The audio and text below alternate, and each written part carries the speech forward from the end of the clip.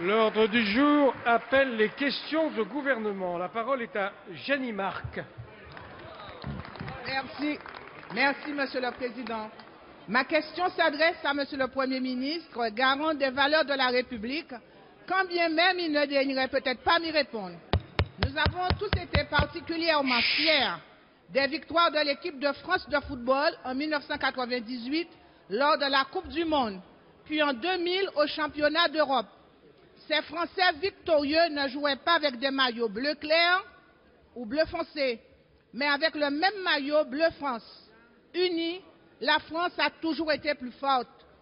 Au moment où le pays est confronté à une importante crise sociale qui continue inexorablement à creuser le fossé des inégalités, votre majorité présidentielle, impuissante face aux vrais problèmes de nos concitoyens, a lancé de toute urgence un débat électoraliste nauséabond sur l'identité nationale.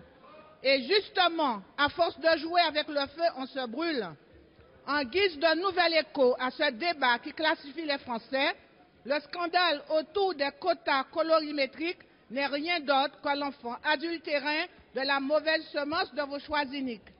Monsieur le Premier ministre, le véritable courage politique consisterait à assumer le métissage culturel d'une France universelle, riche de sa diversité et ouverte sur le monde.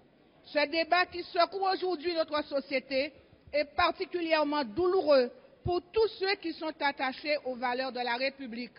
Vous comprendrez bien que je ne puisse me satisfaire de la réponse de Madame la ministre des Sports.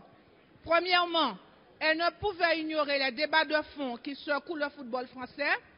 Deuxièmement, et c'est bien là le véritable scandale, elle ne s'est pas assurée que les missions et les valeurs du sport étaient honorées, car la Fédération française de football a une délégation de service public pour gérer, organiser et encadrer la discipline. Monsieur le Premier ministre, quels engagements allez-vous prendre pour refonder le lien social et redonner confiance en la République?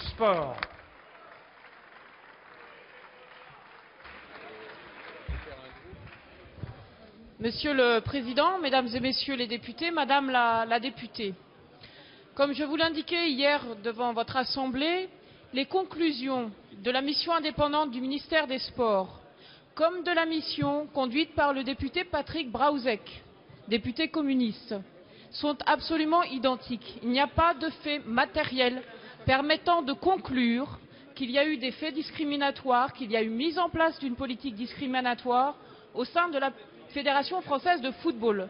Les dirigeants n'ont jamais acté une telle politique. Alors permettez-moi de vous retourner la question.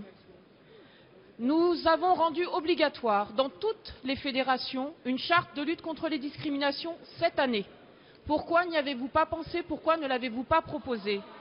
Nous avons créé un comité de lutte contre les discriminations qui sera installé le 16 mai. Pourquoi ne l'avez-vous pas proposé?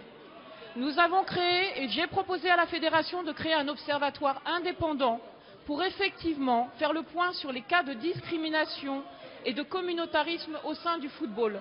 Ça aussi, c'est une proposition que vous auriez pu faire. Alors je trouve particulièrement indécent d'oublier que le football est la grande vecteur d'intégration. C'est le sport qui intègre le plus aujourd'hui. C'est indécent aussi de réutiliser les valeurs du sport à des fins purement politiques.